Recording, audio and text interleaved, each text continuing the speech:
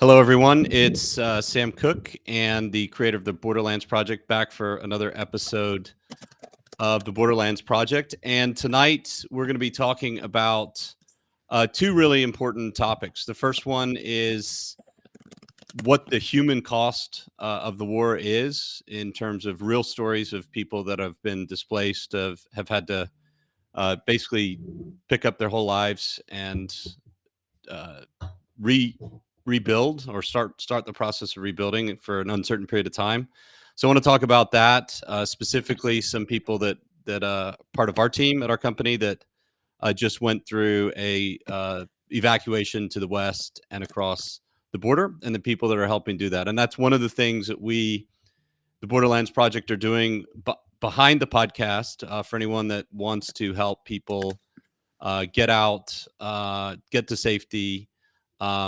We're gonna provide for that opportunity. That's one of the things that we're doing with our team that I put into the Borderlands project to help, which we're going to be turning into a nonprofit organization here within the next couple of weeks. So, just wanted to introduce a couple of people who are joining, and after that, after we go through this first story of what people are going through evacuating west towards Poland and other countries away from the fighting. We're going to talk about what's going on in Kiev, the Battle of Kiev, and we have someone here who I'll bring on a little bit later to talk about the latest from the main fighting that's going on. It's obviously they're fighting all over the country, but the main effort, at least of the Russian invasion, seems to be a very quick battle, for a decisive battle for Kiev. So just wanted to bring on, first of all, Elena Agmarova, and she's here. Elena, just wanted to introduce you and ask you where you're from, and what you've been up to in the last couple days, or I don't even know what it is now. It's, I think, three or 4 days since all of this started. So, Elena, just wanted you to introduce yourself and tell us a little bit about your story. And I'm also bringing on here Vladislava, who's in charge of was part of the effort to help Elena get across the border, as well as with Tatiana, who was also part of that effort. So welcome, all of you. And Elena, just first wanted to let you tell a little bit about your story and let people understand what you guys have been through in the last three days. Hi guys. It's a bit difficult, tough topic for me, to be honest. I'm still recovering. I'm originally from Odessa, but I'm living in Kiev for 13 years. Yeah, I have been living for 30 years already. Oh my God, yeah, a lot of time. So what do you want me to start, Sam?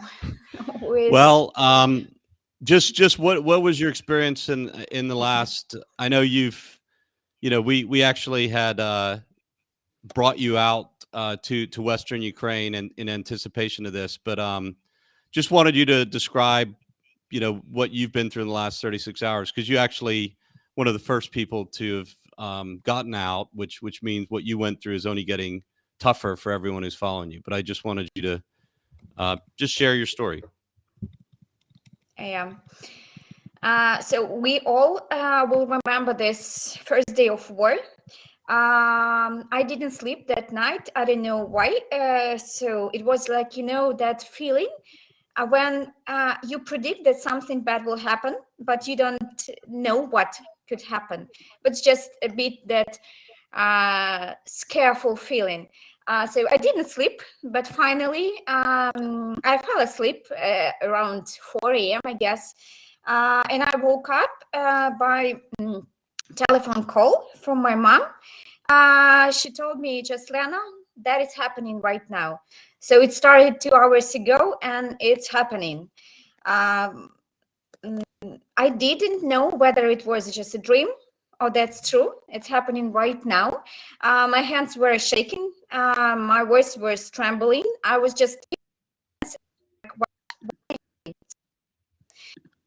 She told me he's bombarding us. He, that means the head of Russian Federation. And I was like, Mom, wait.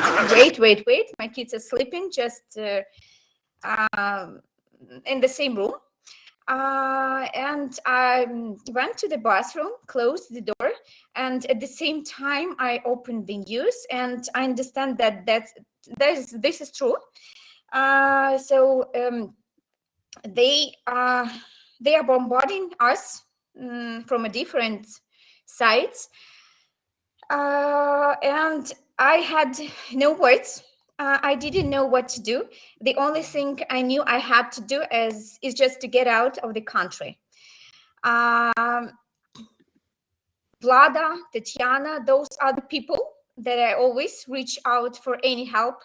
At the same time, I opened our messenger, company messenger, and I saw this huge texts with all that awful information.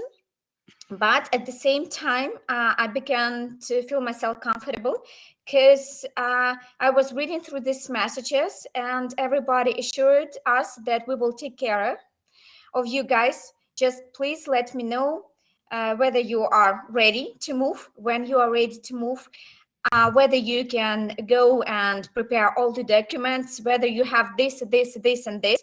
So we have like some kind of strict guidance what we have to do right now at this particular moment. So my head and my brain, I couldn't think that time. So I was like shaking, and I just didn't know what I need to start to do first. Okay, I need this document. It's 7 a.m. right now. So whether I need to call my husband, whether I need to wake up my kids, whether I need just to knock at the door and just ask, girls, did you see that? So let's pack our things and go away. But I just came to the room from the bathroom, just closed my eyes, open it again, and at the same time, I heard somebody was knocking at my door. That was Yana, my colleague, and she also was very, you can't forget that. I don't know how even to describe those eyes when we're staring at each other. We are telling each other that we have to go. Do you know that? What are we going to do? It was like reassuring that we need to leave. Then Olga opened her door because he heard our voices, and she was in the rope. I was in my underneath clothes, and we were all staying in that corridor, very scared. Our children were sleeping, and we are like, okay, guys, what we need to do? We need first to do the tests. Okay, so what we need to do, we need to check when this clinic will open to go and do these tests. I had, at the same time, I had another, like some kind of trembling feeling because I was trying, I decided to go to Poland a week ago, but somehow I got positive test. And that was like, first I was surprised because I didn't get any symptoms. And I was like, oh my God, why this is happening? So I got all the agreement from my husband that he allows to get out, to take my kids with me to a different country. I have all, I forgot these words, sorry guys, I can't, I'm a bit worried. Страховка, that's in Russian. What's the English word for that? Insurance. Because I got all the documents ready. We have new passports, so we have to arrange visas, and somehow I got that positive COVID test. And I was like, okay, maybe that's the destiny. God tells me that you need just to stay here, and every single time it's more comfortable for you to stay in Tuscaloosa. The war will not happen, and for the kids, it will be better to stay in the same country. So I was like, I accepted that. I closed my rooms because I understood that I need to isolate myself from everybody. In a couple of days, I got to supermarket. I bought that test. It was negative. Okay, maybe I got it in Kiev, and I should just get positive before Poland, because you don't have to call it right now. I saw that is some kind of time. But at the same time, I understood that I had that negative test, but at the same time, I was afraid to go to that hospital, another center, because what if it happens again? What if, what if my test will be negative, but one of my kids will got positive? Didn't have any symptoms, but what if? And it was like, 1 hour of that, no, 2 hours of that stressful feeling when you understand that you can't do anything in that. But at the same time, all those negatives, they're just like eating you from everywhere, from inside, from outside. You're reading those news. I couldn't reach my sister. My parents brought me those news, but they didn't reply later on. And I understood that Odessa region did not reply to me. So I called to my husband. He's like, okay, why are you calling so early? And I'm like, there is a war just outside. Just open the window, look at the window. So there is a war. And he was like, Lena, go to bed. That's news. Just everything's fine. No bombs here. So everything's quiet. And I'm like, okay, read the news. And I just turn off the phone. In 5 minutes, he called me back, and he told me, okay, the first you just need to stop panic. Because you know that when you are panicking, so you just can't control your thoughts, you can't control your behavior, you just can't do anything. Remember that you are the mother of our kids, and the first thing we need to do, we just need to get out of Ukraine. And I'm like, okay, Sam, Vlada, Tiana, and a team, they know what to do. They're helping us with this. But I need to go to this center. I need to take the test. And he was like, but okay, you got negative. Why you're so like scared of that? And but I don't know. I bought that test from that supermarket, and now I need to go to clinics. What if something different will happen? But that was just stress. We all got negative. Everything was fine. The next thing we need to do, we just need to organize the transfer to the border. And that was, I guess, the very difficult period, because nobody wanted to go there. Moreover, there was bombarding near Ivano-Frankivsk, I guess, and one of the bridge or part of the roads was ruined. And they were, all the drivers, they were afraid to go there. And we didn't have transportation. We were ready. We packed all our things. We got our tax. We prepared this. So it feels that everything's fine. Only thing, we need that car. But we couldn't find that transport. I don't know. Vlada, I think she has that. I don't know. He just like, she's our angel. So when we write to her that we can't do this, she instantly finds the decision. She she messaged us, Boris called this guy. He told me that you can go to them, or he can get you to Krakow. So it's not just to the border and then you can go alone. So he can cross the border with you and get you to Krakow. So we were very happy to hear that.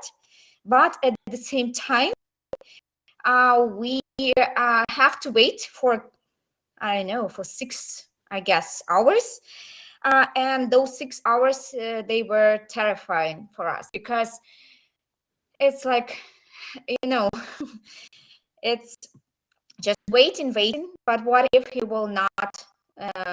He said, okay, but what if he will not drive us there? What if he will find other passengers? What if something else happens? So that was very stressful for us.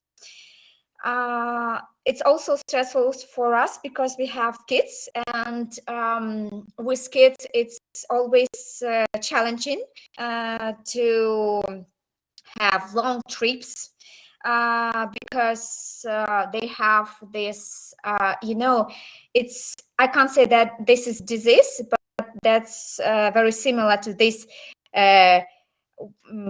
C, please help me. So when you do not feel well going by car. So that's called for children because they Like feel sick. CDZ or something. Yeah, something like that. And we understand that we have to spend 2 hours to go to the border, and then we don't know what is going to happen next. How much time are we going to spend on the border? And then we need to go to Krakow. So I was like, oh my God. But that's okay. So we had that conversation with kids. That was surprising for us because they stayed strong.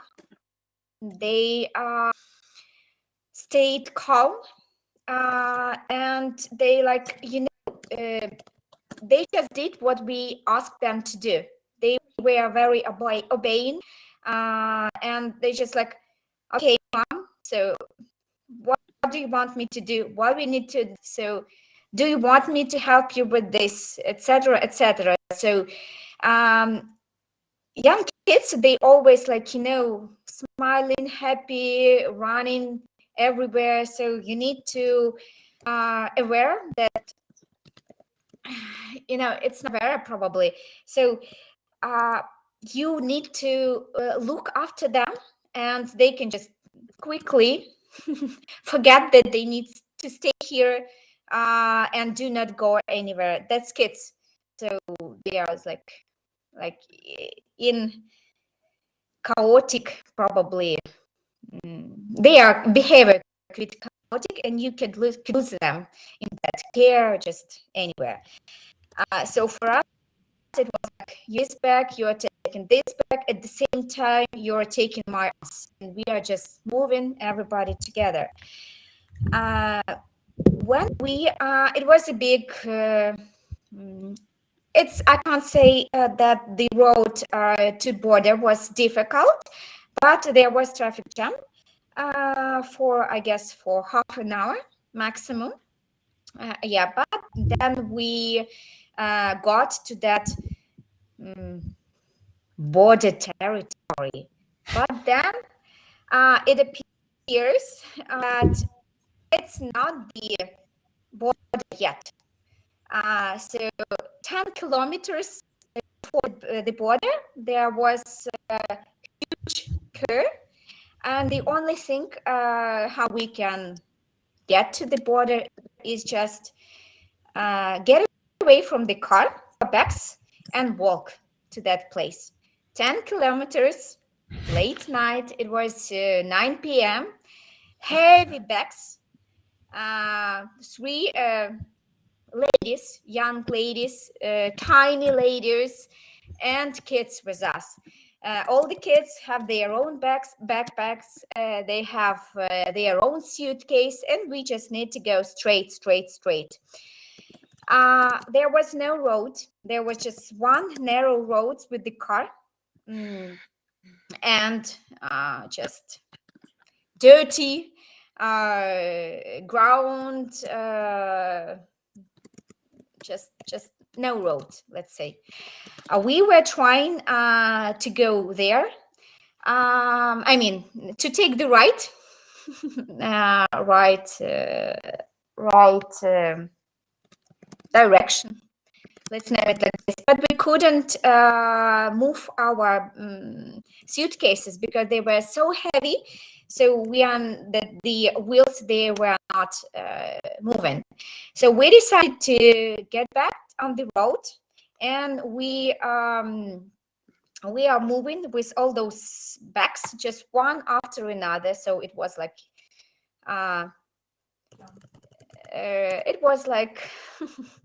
long. We say it in Ukrainian, guskom. We are just like going guskom in that. Yeah, one by one. The cars still moving very slowly, but they were moving, and sometimes it was not that safe to navigate between the car, but that's the only chance, the only way how we can move forward.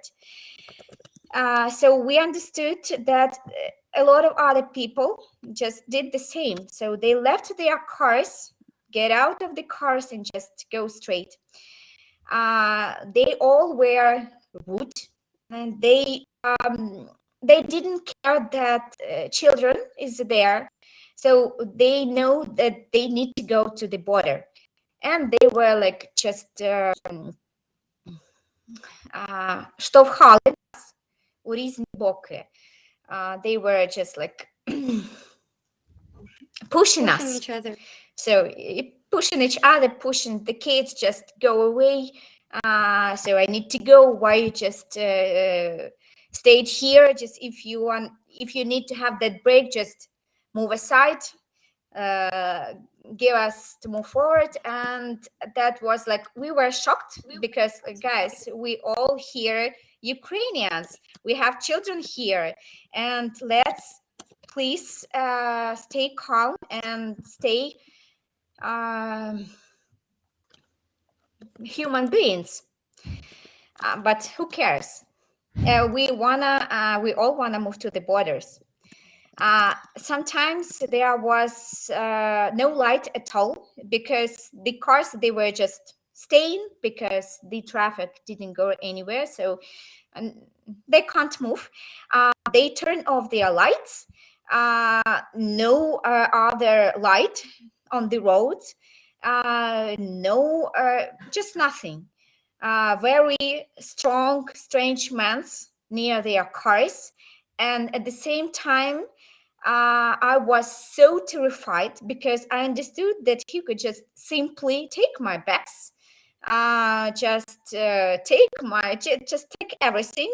It was like, this feeling of I was reading what this war situation means when. Sorry, I'm not that proficient in that war terminology. I don't know how to call военный стан in English. So if you could help me with it. So военный стан, yeah. So when the government martial law, they can easily take your cars, take your things, martial law, right? Just wherever. Yeah. And I thought, what if they will just take everything, and what will happen? I will have kids, I will have no money, I will have no suitcase, no bags, just darkness everywhere. So what will happen next? And I began to move quicker. Just kids, you are going. One girl going in the beginning, then kids, then me and Olga in the end. And we was like, let's try to hurry up. I remember my son David's words. he was like just turning around and say, "Mom, I have heavy back. How do you want me to run?" And I'm like, "Please, just do not forget that your father told me that right now you need to take care about your girls, me, his mother, and his sister. Just you're the man in the family. You just need to take care." So just, and I was reminding him these words. Remember what your father told you. Just let's stay strong and just move forward. The quicker we will go, the quicker we will get there. And he was like, okay. So, and we were began to move quicker. Sometimes we were even running because the situation was very it's not only about those strong men here, but that's also about that darkness everywhere, and we didn't see any light ahead. So it was like going somewhere in the dark. But finally, we saw those first. I don't know even how to. It was a fuel station, lots of lights, just small fuel station, but we saw people there, and we understood that we remember our driver told us that from that fuel station you just have to go 5 more kilometers. And I was like, oh my God, we were just walking so long distance, but it was only 2 kilometers or so, and we need to do 3 times the same distance. And the first thing we realized that we can't do that. We simply can't do that. It's not possible. So the bags are too heavy. I even thought to leave one bag, because I was like, okay, what do I have in that bag? Okay, I have a couple of dresses. I have a couple of things. Okay, maybe I do not need them. In Poland, maybe I do not need them at all. So I will leave that back. I will just move with a backpack and other stuff. But at the same time, I was like, okay, but how could you be pretty there? So you need to take your dresses, you need to take your clothes. Let's think about that later when you definitely can't do that. And I was like, okay, let's move forward. And then we were running. We didn't see any border in front of us, but finally we got some kind of bus station or something like that, pretty similar to that. And we were like, okay, let's go to toilet. Just let's just relax for 5 minutes, not for 1 minute, but for 5 minutes. Let's make some exercises, because we can't feel our shoulders. It was so painful in our neck, everywhere. So, and we was like, let's do this, let's take a seat, because there is a bench here. So that's finally a place where you can sit. We sat down, and then there was a couple of women, men and kids, and they were running. They turned it around and told us, don't you hear, guys, siren? So there is a fuel station just in front of you. The cars are standing here. We need to run. And we was like, oh my God, that's true. If there is a siren here, fuel station, cars, so that means that we are dead for sure. So if something will just fall off here, so we can't stay alive. No 5 minutes for us to relax. Just, I guess, 3 minutes maximum. We took our bags and we began to run. We were running. No fuel station. We was like, okay, we can just go. But at the same time, we realized, but that's a bomb. So if the bomb even fall down a couple of meters here, anyway, just one by one, the car will explode and everyone will not stay alive. At the same time, we were just like trying also to think positively, and we understood this. Those guys probably there was no siren, to be honest. There was no signals. That was just their imagination, because fuel station, cars, and we who are just sitting and relaxing on the bench. And for them, it was like, just, guys, you don't have to relax, you have to move, because there is a fuel station. And it was panic. We didn't think at that time. But when we began to think, we understood that there was no signal, no nothing. There was just strange, scared people who just wanted to scare us as well. Then we understood that we can't behave the same. We can't stay strong, and the only thing we can just get to the destination, that's just to focus and forget about panic. So we finally get to the border, exhausted, very exhausted. We don't even understand how we got there. It was like, it was a nightmare. But when you got to the border, there are something, I don't know what was that, maybe a cafe, or because everything was in the darkness, some lights. Somebody is taking tea with them, and you understand, probably they sell coffee somewhere here. And people staying here, and we are like, okay, probably that's the beginning of that care to that border. And we just stayed there. A lots of people coming, and when we turn around, a huge crowd appeared just in a couple of minutes. When you turn around, there are a lot of people, and you do not move. What was very surprising, you're staying, but you do not move. So nothing is happening. So a lot of people coming in, but the car itself just staying at the same place.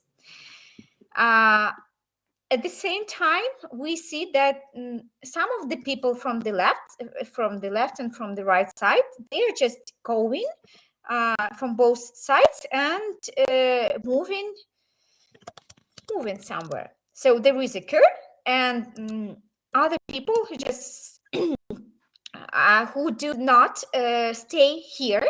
Probably they know how to cross the border, so that's regular thing for them, and they know where they need to go.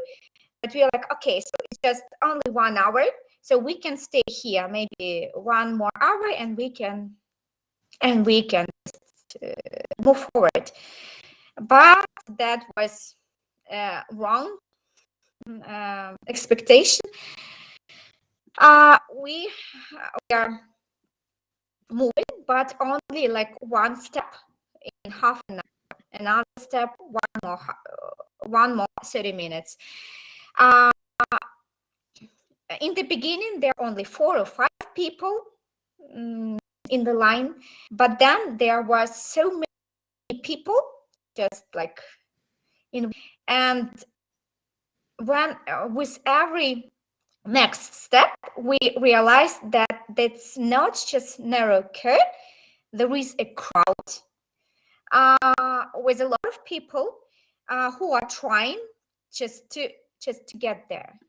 They're just pushing each other. Yeah. Yes. Elena, were you talking about when you went from the Polish, you went across the Ukrainian border, and then you went into the Polish border? That's the crowd to get to Ukrainian border. Yes. Okay. So you thought you'd crossed and you hadn't. No. Okay. And we didn't even see where is that border. We saw the lights somewhere, and we understood that that's probably the border. That's probably that Ukrainian border where we need to go. We were staying in that ground from 12 p.m. a.m. I don't know, and we were staying there till 4 a.m. And And what time did you probably start walking? When did you start walking? work. When I did you start think the walk? at 8 past, yeah, at 8 p.m. So four hours So of we walk left, and then 4 hours in the line. yeah, for 4 hours in the line. And then But then we how saw long those driving lights. before that? 2 hours, Okay. not that much. 2 Okay. hours before the cars just stopped because of the traffic. At 4 a.m., we saw the light, and then we understood that if we will just proceed staying here, so we will not get there. So the only way for us just to stay here for a couple of days, because it's impossible. It's just impossible. We get out of this crowd, and we decided to be naglimi,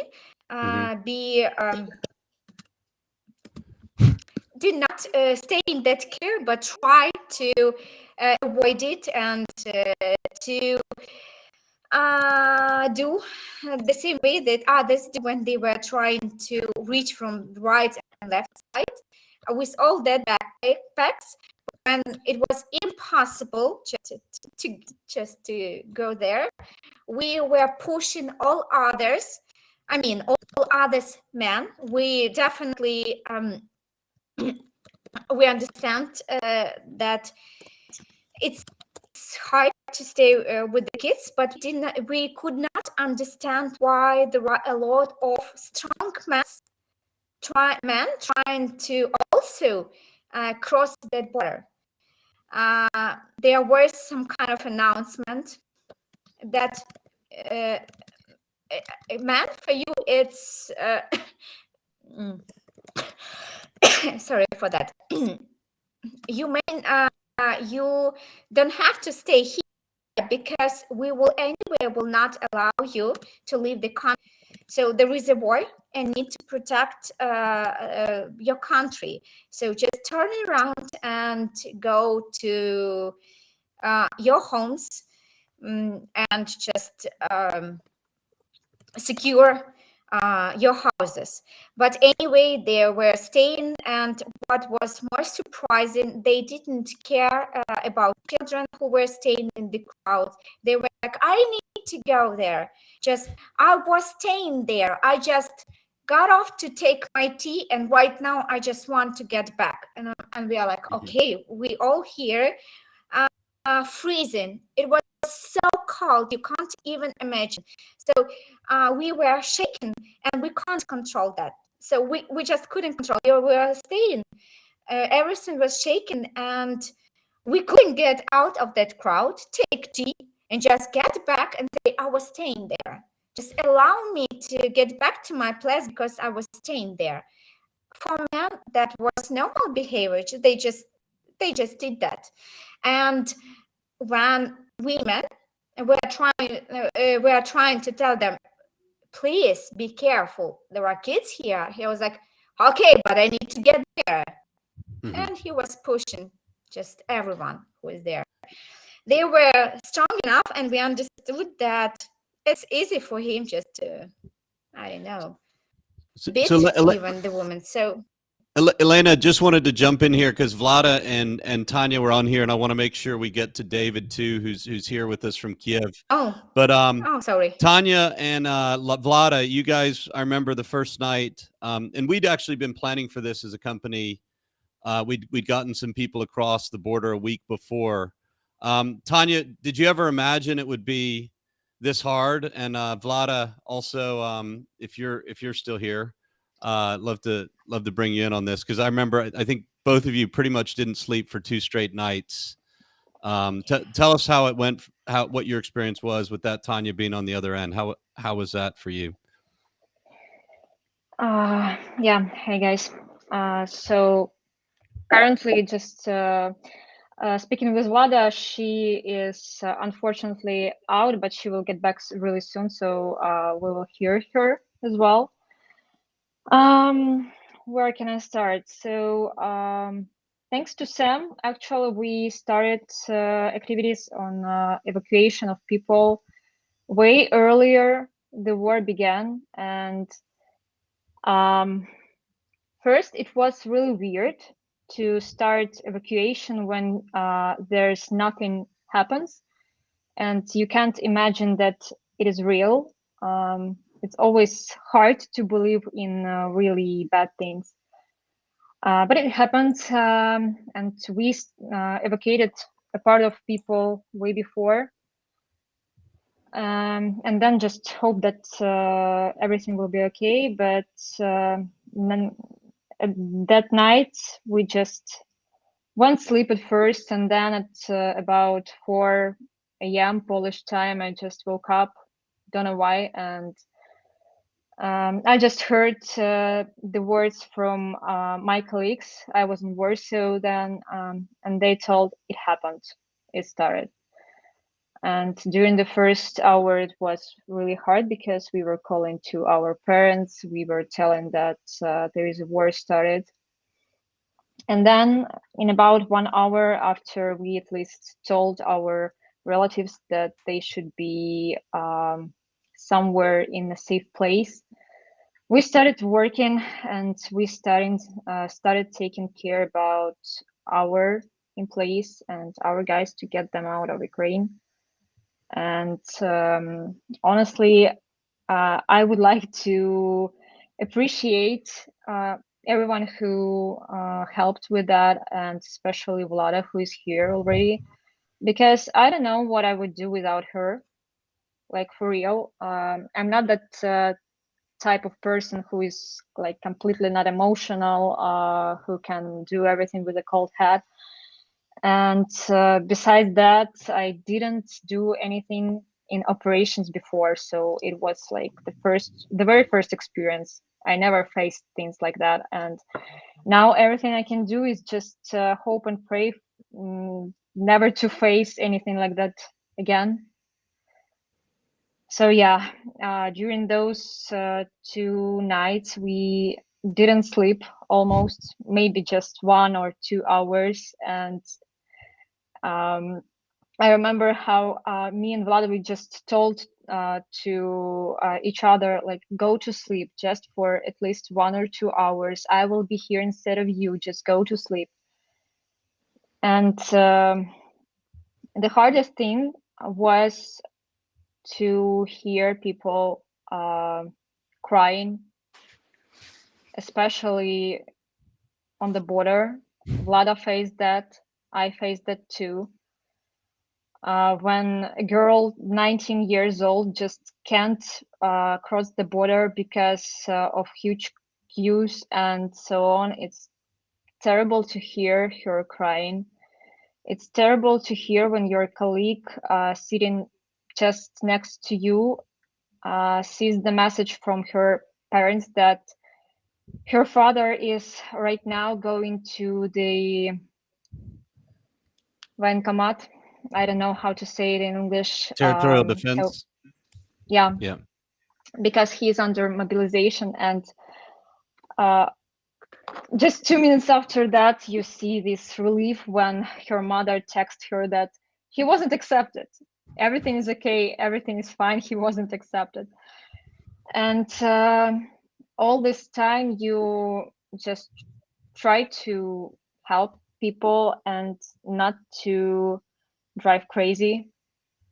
Try to find at least a minute just to text your parents and ask how they are doing, to text your friends and ask how they are doing, especially when those friends are in Kiev, which is under attack. Yeah. So I don't know what to say here. I just want to wish everyone to be safe right now. And to all people who are here, not from Ukraine, I just wish you not to face such things, never. And not to do such things, never, just like the head of Russian Federation. But also I can encourage you to, at the same time, stay a human being. And I personally know a lot of people from Russia. I had a course with some people from Russia, from Ukraine, from different countries, and I know that really a lot of them are sorry about that. I also still think that sometimes sorry is not enough and you should just go and speak up. But still, they are also people, and they just currently have to be responsible for actions from their government. Mhm. Well, Yeah. well, Tanya, I just wanted to acknowledge you.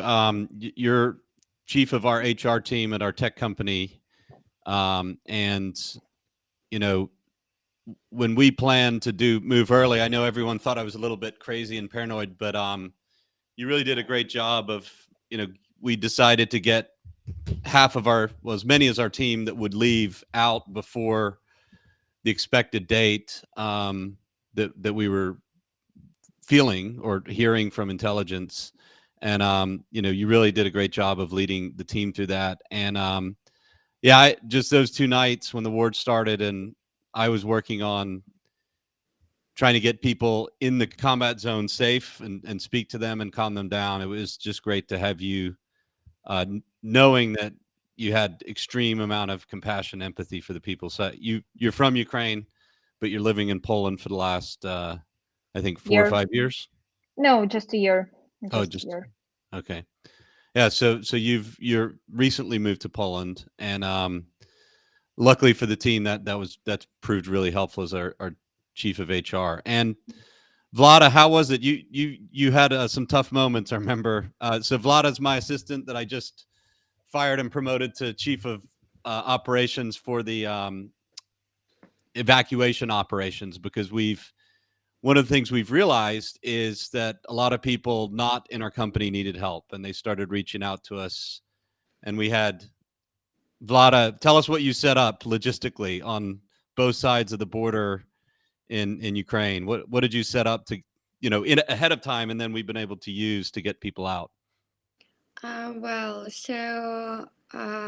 We had some kind of process whenever we found transfers for people to get to the border, and we gave them like the support, both emotional and physical, on the border, and then we were picking them up from the border. All of this took around 24 hours per one person. And before that, we have a hotel in Southwest Ukraine. We won't say where, but a safe spot, right? Yeah, so before that, we were like buying the tickets from Kiev to Truskovets for one date. Then we had to, as now I remember, it was like 2 a.m. at night, and me and Alex in office physically were changing these tickets like like the day earlier, for the day earlier, and calling everyone at 2 a.m. telling that they are leaving in the morning or in the evening. So after everyone got safe in Truskovets, I was really relieved, because I thought that's it, that's finished, everyone is safe, we all are in place and so on. And I didn't realize that was like the only beginning. After that, like a couple of days, I had like so I decided to go to Warsaw on my own without going to Truskovets, which I think actually was like one of the best decisions of mine, because from Warsaw I could actually help more than if I was in Truskovets physically. As I always had internet connections, I could communicate with people who are in Poland. I could spend more time on working for the team than if I was evacuating with them. I couldn't help as much. And basically the first group of people got to Poland by foot, and it was pretty difficult for them, because they spent around, as far as I remember, 5 hours on border because there were many of them. And I thought that like, wow, 5 hours on border, so much. And then like they all were tired. They like told that they were tired and so on. And the next, so I thought that would be the very hardest moment out of it. And then when the war started, so I usually wake up like around 9 or 10 in the morning. And that day, I don't know why, but I woke up like 6 in the morning on my own without any alarm. And I just checked my Telegram and I received the message from Tanya. So I had a couple of messages, and like on the very top, the first one was from Tanya. She was writing me, Vlad, good morning. The war began. We have to evacuate everyone from Truskovets to Warsaw. So we started working on that. Tanya was like, I think, the person that I have ever had the most fit with in terms of cooperation, because we could like, it was pretty difficult. I really remember these nights, like we really slept. We do even now sleep no more than 4 hours. For maybe today I was sleeping 5 hours. And I remember that night I just fell asleep. Tanya told, okay, I'll go to sleep and then call me. So we were trying to shift it over. So like she slept for 2 hours and me, but actually it didn't work out because she went to sleep and in 1 hour I couldn't handle it on my own because like so much information and stress and emotions. And after Yana, our team member, called me crying from border, I understood that like I cannot go over it on my own. So I called Tanya and asked her to wake up and to help me out in this. Tanya woke up and and we were working till 10 a.m. that day. And so at the very beginning, it was like only emotionally difficult, but then it also turns out physically difficult because like the physical condition, like you cannot sleep for so much. So basically that's it. I'm very happy everyone is in, like everyone who tried to go across the border except of Yana, but Yana gonna try again by train tomorrow.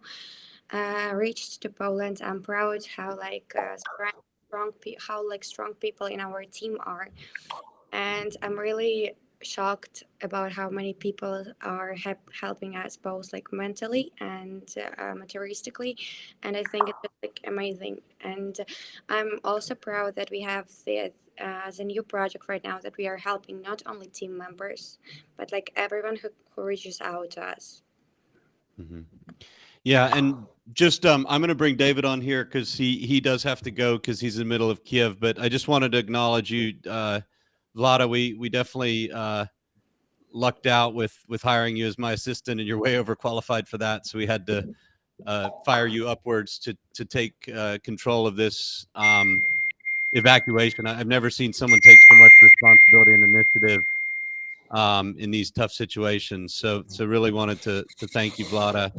And David, I know you're in Kiev right now, so I just wanted to hear what's been going on before you have to take off. So I'll put you on. David, can you turn on your camera? Of course it's on. All right.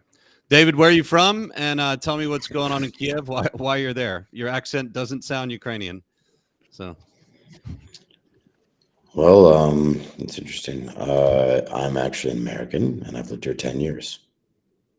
Mm-hmm. Yep, and we met earlier, and you've been involved in the veterans group. So I don't know if you're able to turn on, but tell me what's going on in Kiev right now, and how things are going in the center. What happened? Camera is on, man. It's just really Okay. dark here right now because we have air raids going on. Okay, got it. So what's been going on in the last day, or since everything started? What's been going on in Kiev? Seemed pretty crazy there. What's the latest? Well, I let a supply run to a medical supply factory on a weekend when they don't work. So I got the owner of the company to come on work, actually, so that we could and bring their people into harm's way, because they felt that it was necessary to supply medical aid to people. So there was one woman that I remember, she was stopping for work every now and again and going downstairs to feed her child in the basement of the factory. My team came in armed, and we went into the factory, and we immediately started assisting, packing medical equipment for use to help save lives. And now Kiev's kind of under lockdown until Monday, but you'll probably hear some explosions in the background soon. I just get used to it. You can only go down to the air raid shelter so many times before you just don't care anymore. And yeah, I think I'm the only person in the building right now. Everybody else is downstairs. Mm-hmm. But it's okay. I can go make coffee and or have hot tea, and there's no line. So that's nice. Yeah, it's kind of weird hearing your guys' stories. No offense, ladies. It's great you got out. Good for you.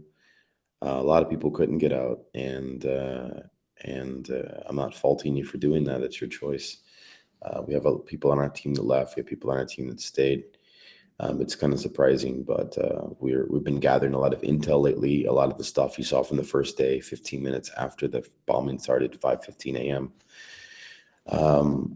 After a night of hanging out with some of my actor and movie star friends in a film studio not far away. Basically, I got a phone call from some old friends who currently still work in our government, and they basically asked me about what my capacities were to put some information together. And we pulled our whole network, and we had a lot of people sending us in videos, and a lot of those videos made Twitter. Though we're not claiming the credit of it, we're just passing it on and double checking everything and then passing it from on. So it's kind of actually funny today. I had some government officials in our building today telling me an hour and a half later, after something was taken back, when our team had already announced that, actually. So yeah, it's kind of interesting going through all of this stuff and kind of seeing the difference between 2014 and now. It's kind of wild. Ukraine's doing a great job. The soldiers are really motivated. It's funny, it's surreal kind of watching some of your friends that are business people and accountants and even deputies in the RADA training them instead of just training soldiers in medicine. I've trained a lot of special operations soldiers over the years, volunteers, National Guard, and regular Army, and even cadets at academy and the student lyceums. And now I'm training deputies, IT workers, single moms, pensioners to fight for their country. And we've taught more than 2,000 since the beginning of the year. I don't know, maybe I'm just optimistic, but I think that Ukraine's got a good chance, and I think every day Ukraine gets stronger and Russia gets weaker, and that's a good thing.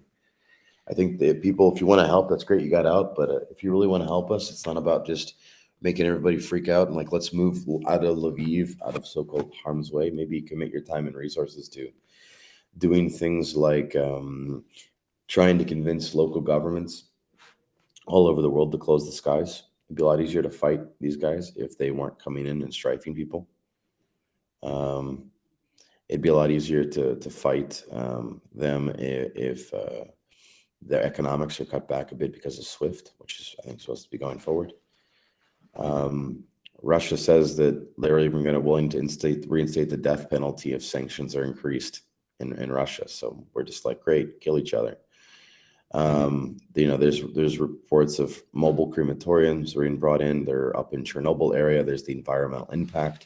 I mean, there's a lot of different ways to attack this. I mean, if you're just like anti-war and you're one of those pro-Russian Ukrainians, the ecological impact and not just that, but the health impact of the Russians basically being in the Chernobyl exclusion area with all their technology, basically, and their vehicles moving around the soils like that. It's actually causing a increase in which we're monitoring also in radiation spread, which is a definite threat to the country as well as the region as well as the world, to reignite that. I tell people don't attack this emotionally. Just simply have conversations with people, engage them, and say, "Is Russia at war with Ukraine?" They go, "Yeah." Did Russia invade Ukraine? I go, "Well, yeah, okay." And I'm like, "Are you sure?" I'm like, "Well, nobody's arguing that." Okay, great. We're on the same playing field, right? And you go through different points with them, and you talk about why did Russia say that they invaded, and they'll tell you these stories typically about neo-Nazis, that like party they always single out. It's like 10,000 people and their own very boastful claims, which is 0.0375% of the population of 40 million. So that's really small. And the people that are always pointing them out is the pro-Russian party, which is in parliament. The supposed alt-right neo-Nazi party is not even in parliament, has no representative, so it's definitely not the government. And then I would say, well, okay, if let's assume they're Nazis. So what do Nazis hate historically? Well, Jews, right? Okay, why is the president a Jew? If And the your prime country is a minister. bunch of not, and well, the prime minister was. I'm not, Sprinkle, I guess he is a Jew. Yep. Yeah, I mean, I didn't. Only Yeah, country aside from Israel with Jewish prime minister and president. Yeah, and I think David, you bring up a really good point. One of the and you got to things focus on those things. Yeah, we've realized as a team is, you know, we got out because our responsibility is to a global company, and a lot of the women and children left, and their husbands have stayed behind, and the men have stayed behind inside the company. But I think you're right. The obligation we feel, and one of the reasons we feel strongly, and why Sophia is setting up the Borderlands project and with Vlada and the team here, is we want to do our part. I feel like we have to help get people to safety. So if guys want to fight without worrying about their family, we can help with that, and help tell the story and of what's going on the inside. So I really appreciate that point, and that's why we're doing this. We want to give people like you on the inside and people like Yuri last night a voice, as long as that's available over internet and mobile internet. And after that, bring to our audience an awareness of the nature of the conflict. This isn't a simple, we could have solved this. It was very clear that Putin was hell-bent on doing this from the beginning. I mean, the logistics and the troop buildup alone shows he wasn't interested in negotiating. So just want to get a sense of how's the mood in the population. I think you brought up something really important that I want to share here. Is I think President Zelensky from the last few days has basically become, this generation's Winston Churchill. And how are the people feeling about him right now inside the Capitol and the leadership of the Mayor Klitschko and President Zelensky? What's the mood in there? I don't think people are really thinking about them at all. I think they're thinking about defending their neighborhoods, and I think that's a bit of a priority over that.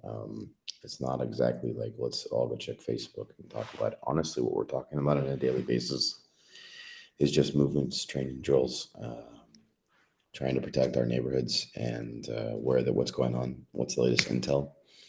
I give people briefs on that every day, and yeah, I mean we don't really care about. I think Ukraine's kind of desensitized to politicians, unfortunately or fortunately. People on Twitter seem to care about these things. Like, oh, good for him. We're more concerned with just seeing people step up and push for things that are actually going to definitively help. So I'm not really seeing a huge but I mean, of course, how is that able to measure? I mean, you see people that are standing behind a politician at a rally and stuff, and they're supporting this politician at a rally, but I don't really see that now, but obviously, because in the streets you don't really have a lot of people. Driven around town all day today, and we were able to bring a large amount of medical supplies, like I said, to people, and that was I think that our driver, I think, was a lot more popular than Klitschko today. Yeah. I mean, there you go. I don't really see this huge let's go support him or like that. I honestly don't. It's kind of surreal, actually. You don't see a lot of talk. It's about politics. It's about just solving problems. So it's kind of cool, actually. Of course, we a lot of dark humor. It's like, oh, the traffic's not bad. That's kind of nice. Got to take all these detours though. It's kind of awkward, for navigation and stuff. I mean, the people are doing their best. I mean, people are following orders. They're following protocol. They stop at the gate. They're checking everything. I mean, these are things that didn't happen in 2014 on basis. I mean, they're doing these things, and I think there's a definite threat right now of motivated idiots from other countries coming here and thinking that they're gonna help out and do something, and they don't even speak the language. I think that Zelensky actually sent a very dangerous message recently by suggesting that foreigners come and help out. I would think it was both alienating to foreign leaders and not looking for more of a diplomatic solution when he could have pushed towards that. And at the same time, motivating people to come. Well, the president invited people. Yeah, they're not exactly, it's not exactly how it works. There's not exactly a law to set up. We're in a parliamentary government. So the president just speaks something, doesn't make it a law. Thank God, I guess that would be more of a dictatorship, wouldn't it then? So Are there a lot of foreigners there, David, that you've seen, or I know anecdotally? Yeah, we've got a lot of them trying to I want to fight. I'm like, okay, go to the territorial defense and sign up. I just want a gun. I'm like, oh, okay. But I mean, look at some of the military operations and some of the radio and traffic we've intercepted from the Russians basically suggest that they're extremely upset and demoralized. They thought the Ukrainians were going to, I think it was Lavrov, I believe, said that they were going to greet Russians with flowers, But again, I don't know, maybe that didn't happen because all the ladies were leaving. So, nobody was there to think about flowers. The men often don't think about flowers from what I'm told from my female friends. So maybe they just simply forgot, but we did meet a lot with javelins. I mean, we've taken down a lot. I mean, and that's great. Taking these helicopters down, taking jet planes down. There was one guy in Kyiv that I think he had like 8 confirmed kills and 2 unconfirmed kills as a pilot. They call him the ghost of Kyiv. It's pretty impressive. Yeah. Last night was expected to be a lot louder. We'll see about tonight. Everybody keeps saying tonight's the night. We're, ready to go, ready, steady, go. I don't know. I'm just, I see no point in jumping down into a cellar all the time, just because I hear some noise.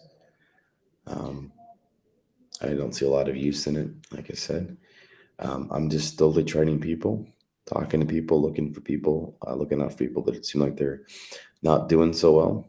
Then talking to them, engaging with them, explaining the stuff. It's normal. They're grieving right now. People are grieving the loss of that normalcy. It doesn't mean that they're sad or necessarily unable to go on. No, they're definitely ready, but it's normal to acknowledge that, and it helps them to kind of consciously, psychologically adapt to that. Killing people is a very natural thing to do if it's done in self-defense. Nobody really enters upon that in a kind of fucked up, psychological way. Mm-hmm. Yeah, so I think you touched on something interesting, David, was the reports I'm hearing, and this is not just from Twitter, but also from my friends in U.S. military circles, is the Russian drive.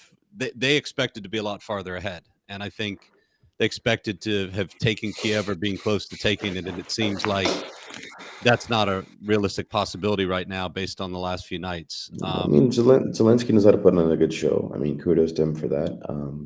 I have seen more. I have seen some biting remarks from former President Poroshenko. I have seen some, whatever.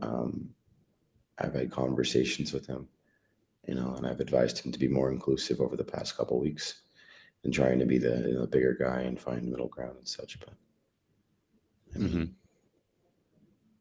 yeah. Well, David, I appreciate you taking the time and just updating us on what's going on inside Kiev. And I'll finish up here because I know you said you had to go. But thanks for letting us know, and we'll definitely ask you if there are any updates. And also, it's just good to know someone in the center of city, especially if there's any medical help needed. And for those of you that, I think, David, you have some way to support your team that does tell us exactly what your team does. So my team called Anomaly, we do a lot more than that. So there's even opportunities for us to work with you guys on the evacuation aspect, because we have worked with internationally and internally displaced people for about 8 years now. as well as supporting families locally and stuff like that. We do have a lot of contacts in Lviv, in Western Ukraine, and people we've worked with. So we also have people that are doing a lot of logistic stuff around the country and intel collection. So there are areas to deal with that, but currently what we've done is we basically, like I said, we took about $60,000 in medical equipment and got it to people and was told it was impossible to get this anywhere in Kyiv. And suddenly we came up with 1,500 IFAKs, individual first aid kits. And when we delivered 500 today to a group, President Poroshenko happened to be visiting at the time. And he was shocked that we could pull this off. A lot of questions is what we're doing. Just asked me what I do for a living, and I just told him simply I'm retired. So, which is what's truth. I'm retired. It's good to be your own boss. It's the motto of our organization of Anomaly: dare to do the impossible. It's exactly what we try to do every day. Show Ukrainians how they can make a difference with little as 5 minutes, thumbs, and Wi-Fi. I mean, that's all it takes to change the world. So. Well, David, I appreciate it. We'll post a link to your organization. We'll definitely connect anyone who watches this now or later with you if they want to connect, if they just want to support you and what you're doing. And I know from when I saw you inside Kiev a couple of years ago, already very active in the veterans community, and I know they definitely appreciate what support you bring. Well, I sent a link actually, if you want to throw that up real quick, just to give you a volume of like what 500 individual first aid kits look like. For that, there's actually a link you can click on if you want to show that actually. Yeah, send the link over. Oh, I already sent it in the chat actually. Okay, got it. All right, so that's a link for for Poroshenko's recent post, I think. Okay. Yeah, and President Poroshenko, former president, is now commanding a territorial defense battalion. And I guess him and President Zelensky are uniting for the country's good, which is good. And I don't see the link. Is that the Facebook link, David?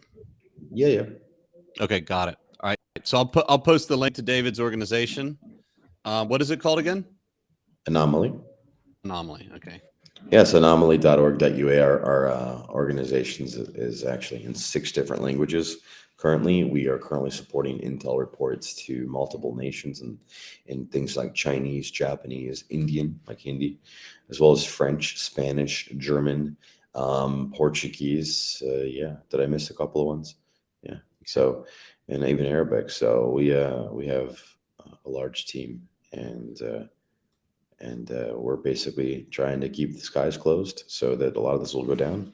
Also, a suggestion is if you push your government to advise the UN to come in for a peacekeeping mission, kind of control things. It's a way that would help slow things down a bit in Ukraine. It would force Putin to back off, and it would help control the skies as well. So, because remember, Putin's, according to his own words, Putin's the great peacekeeper. He's here to just create peace, keep the peace, and nothing about the peace. So, exactly. Yeah. So, look, I wish you guys all a great time, and I'll be in touch with you guys because I might have some people coming through Poland.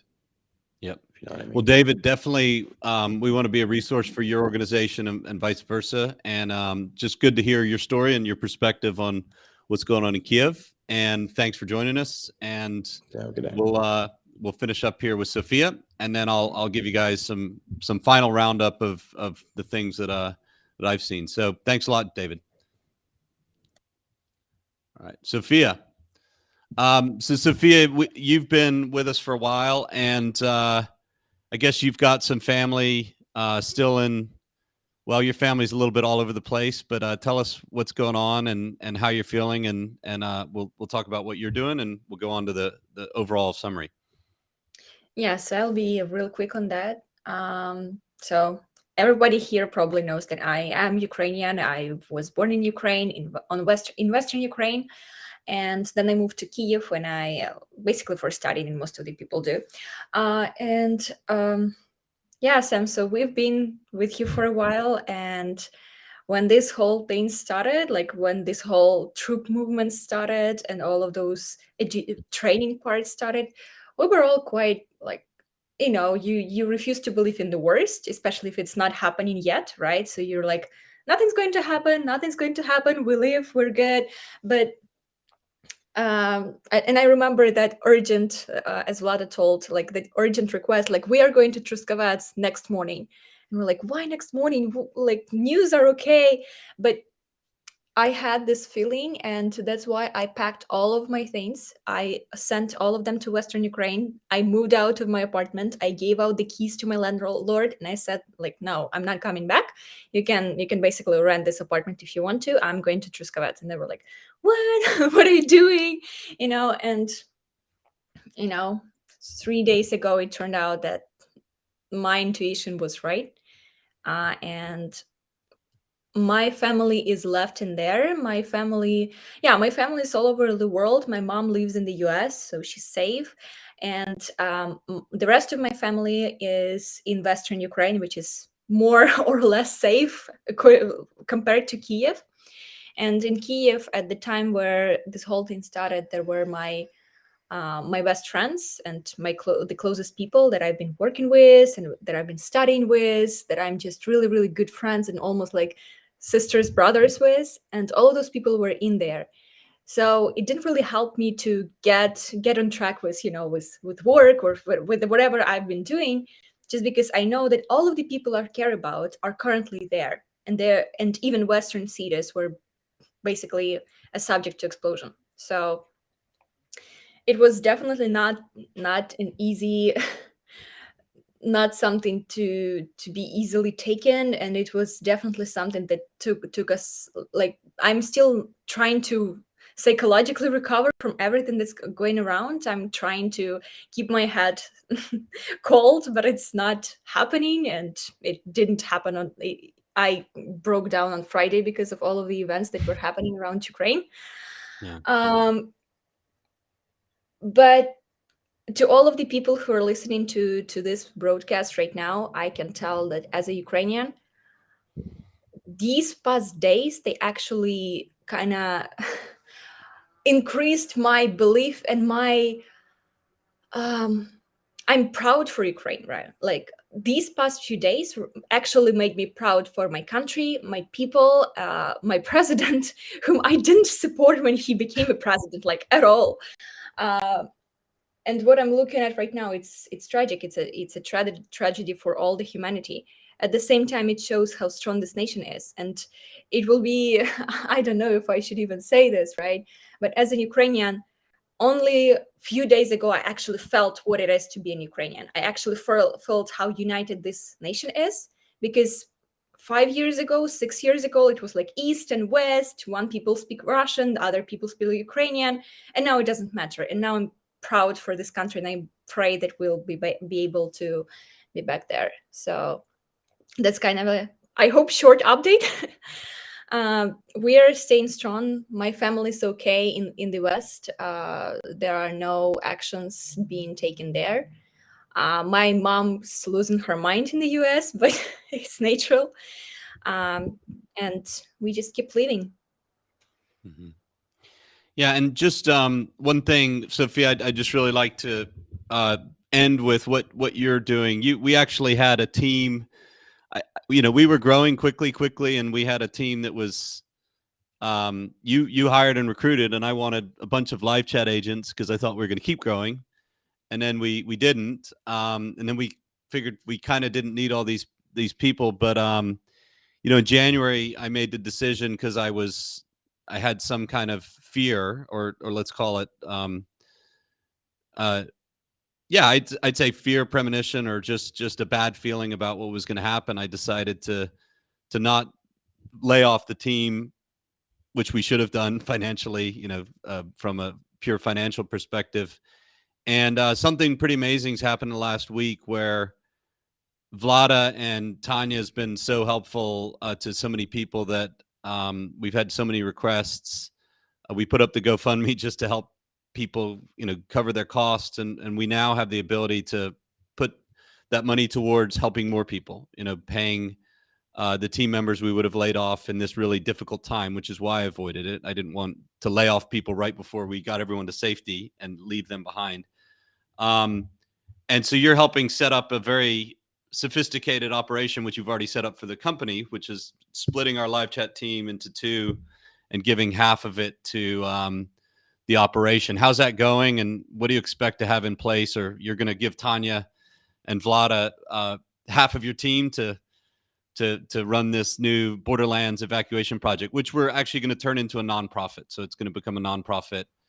We'll get more funding for it because a lot of people are interested in backing that, and there'll be a team that's dedicated to that. We had a lot of Polish developers come forward and say, hey, we want to get involved in the project. And do you know how scarce developer resources are? And we have designers and developers coming in and saying, we want to work for the Borderlands project, Tech for Good by our dear friend, Daniel DeGiusto. And actually, Tanya, if you're still here, and she may not be. If you are, I'm here. Your forerunner, your boss at your old company, and the person who hired you as his replacement now has started a Tech for Good, which is where really talented technologists, designers, developers donate to nonprofits that they believe in. And their whole cause now is helping companies that help Ukraine. And that happens to be what this nonprofit Borderlands is all about, is telling the story, because I believe war is simply an argument. It's a story, and the best story wins. And I think Ukraine definitely has the best story.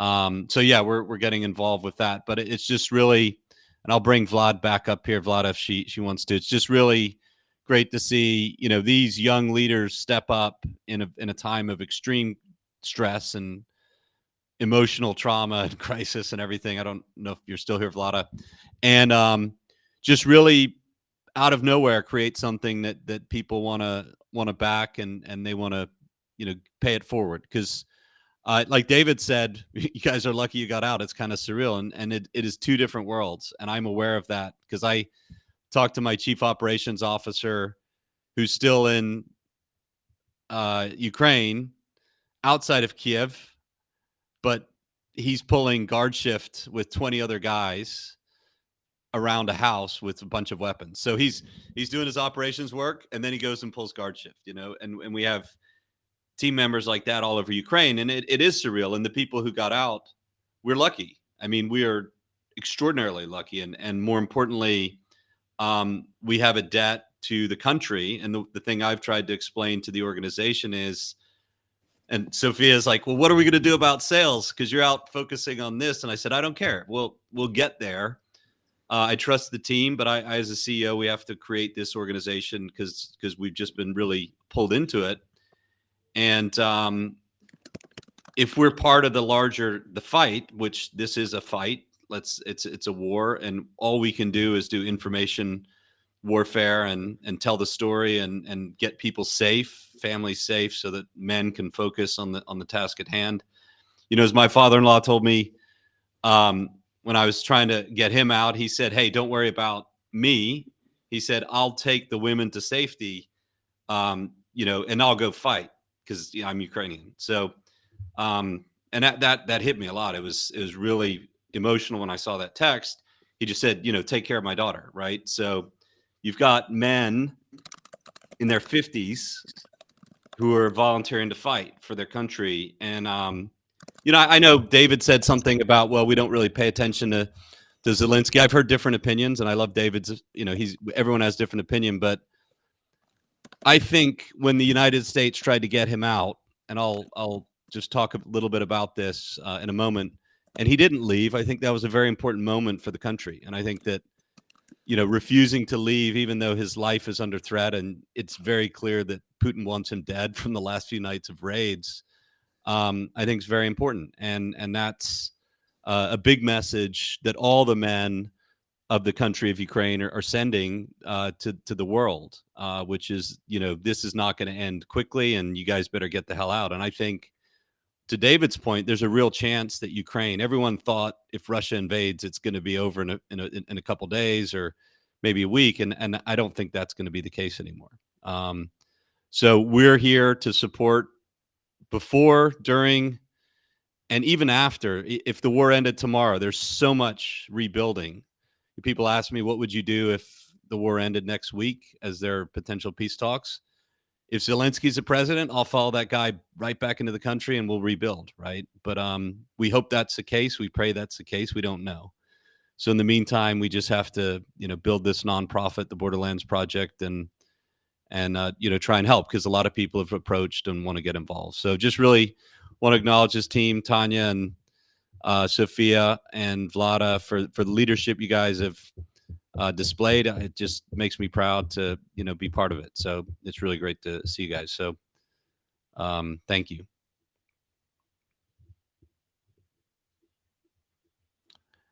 All right. So okay, so I'm going to end this like I'm going to end every show here, which is I'd like to give a quick roll up. A lot of you want to know what's going on in the news, and I'll show you what I follow. I follow a lot of Twitter, and I have a lot of different sources, and I'll just show you some, I think, interesting things, and we'll put this in the show notes, which could help you see, what is the overall mood of what's going on. First of all, this quote in American press, I think, is going to go down in history.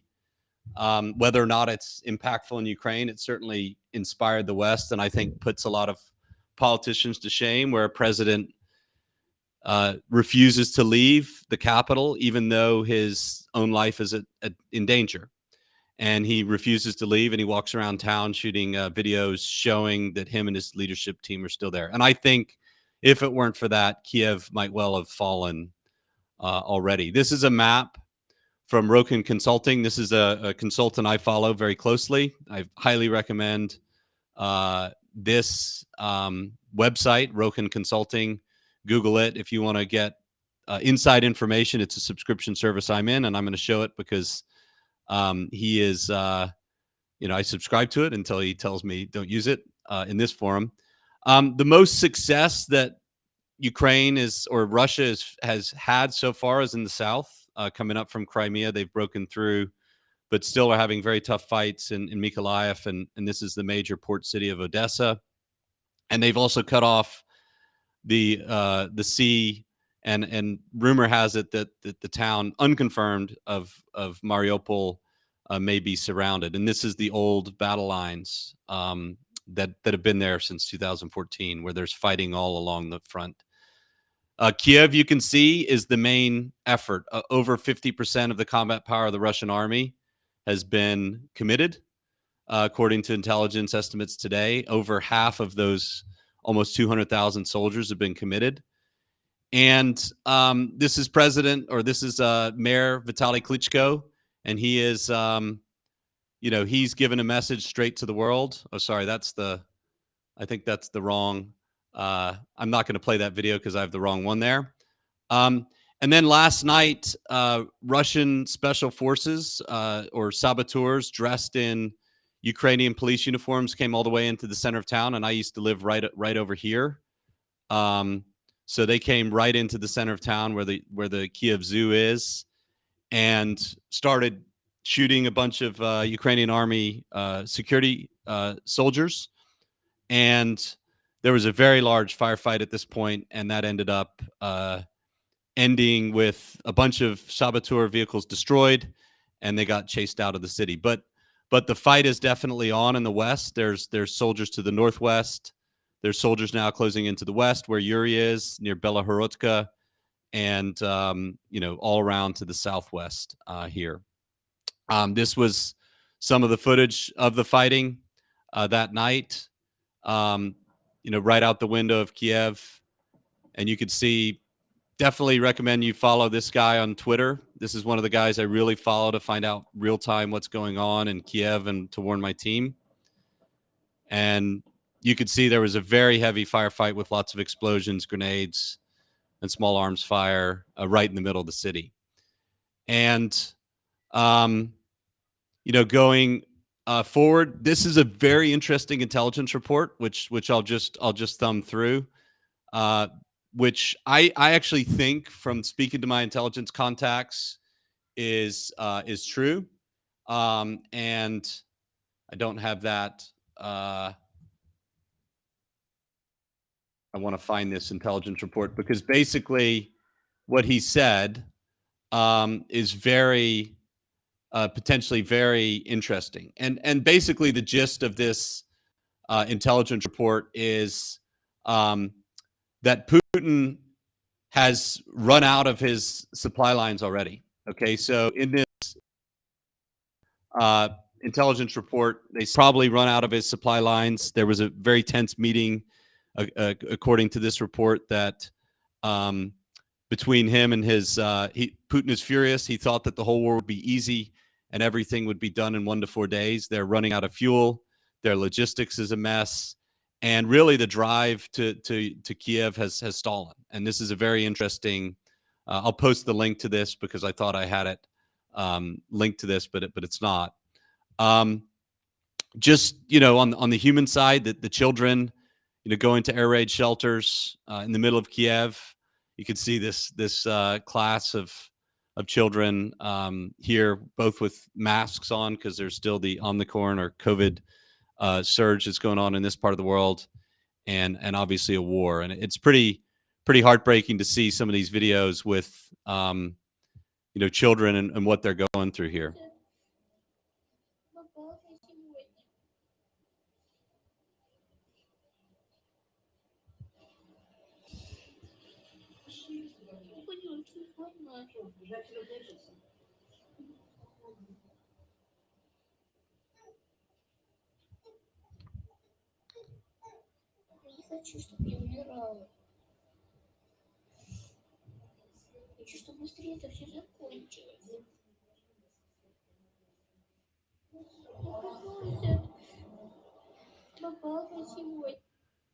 So some really powerful footage coming out of there, and why they're in the bomb shelter is Russian troops are now sending multiple launch rocket systems into the cities, and they're just bombing entire blocks of houses, and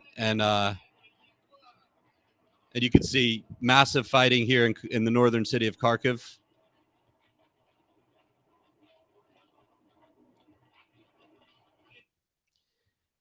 And then a little bit of brighter news on the Ukraine side. This was brought up earlier. This rumor has it, and I've had it confirmed by some people who know U.S. intelligence sources, that one Ukrainian pilot shot down, I think 6 to 8. I don't know how many Russian planes were the credit of this one pilot. We haven't heard official word, but anyway, the myth of this mythical fighter pilot from Ukraine is really surprising because a lot of people were not expecting Ukrainian Air Force to survive the first day or two of the war. And to this day, right now, Russians do not enjoy air superiority. And in fact, last night it was confirmed that 2 troop transports were shot down going southwest of Kiev for an airborne operation, which could have been, who knows how many troops might have been killed in these, depending on whether there were vehicles or just paratroopers in those planes. These are volunteers who are lining up on the streets. All the men who are back in Kiev, you can see scenes like this where they're handing out 80,000 Kalashnikov rifles, and everyone's just getting ready to go fight.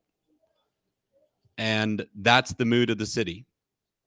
They are in a queue where people are waiting to get their weapons to fight the Russian invaders. There is no reason to believe that they're going to stop anytime soon. And their objective clearly, at least to me, seems to be the occupation of my entire country and the destruction of everything that I love. I'm just a regular civilian. I have basically nothing to do with war or any other thing like it. And I wouldn't really want to participate in anything like this, but I don't really have any choice because this is my home. Мотивація проста. Це краще, ніж сидіти вдома і чекати, поки до тебе щось прилетить. І хто як не ми.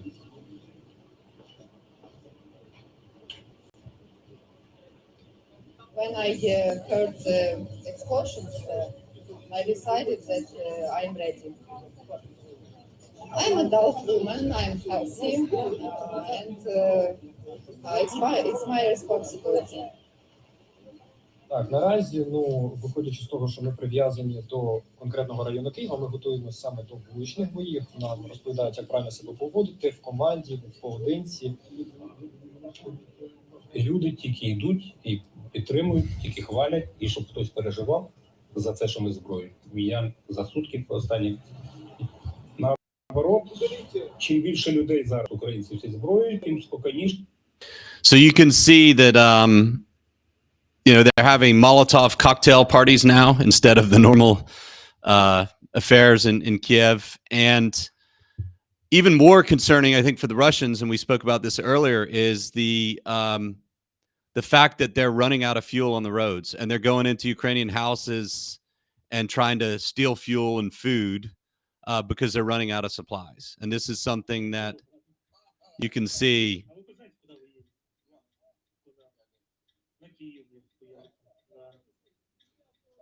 You could see that the civilians from Ukraine having conversations with the Russian soldiers who are running out of gas. And then I think most importantly, you have the spirit of the Ukrainian fighters compared to the Russians. Let's compare how they feel and how they're behaving. You're not seeing a lot of down spirits in Ukraine.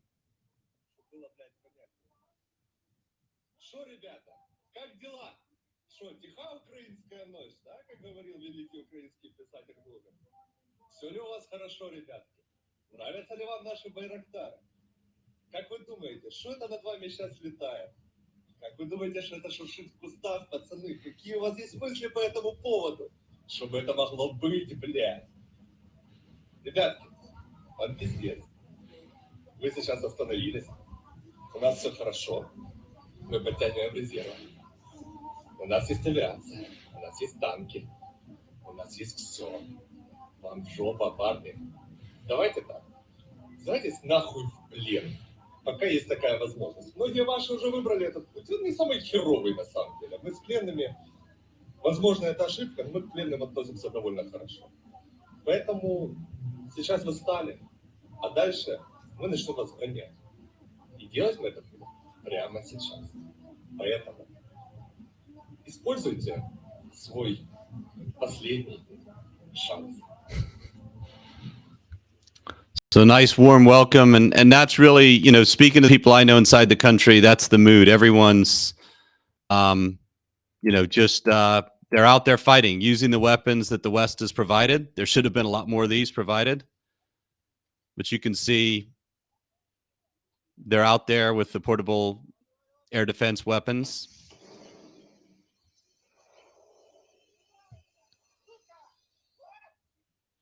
And they're taking down planes and helicopters, as you can see in this video here.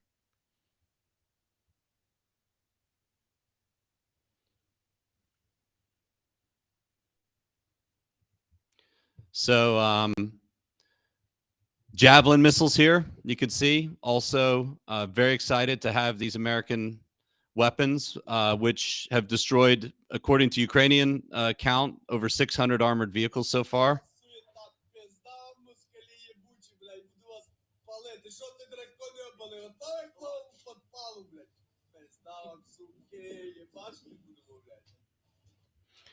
And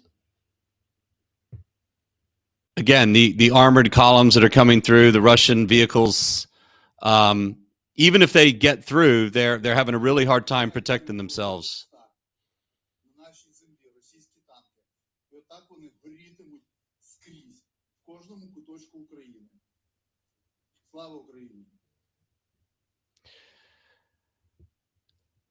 And finally, you don't see a lot of videos of Ukrainian prisoners of war, but in Russian units, a lot of them are giving up and becoming prisoners in Ukraine. And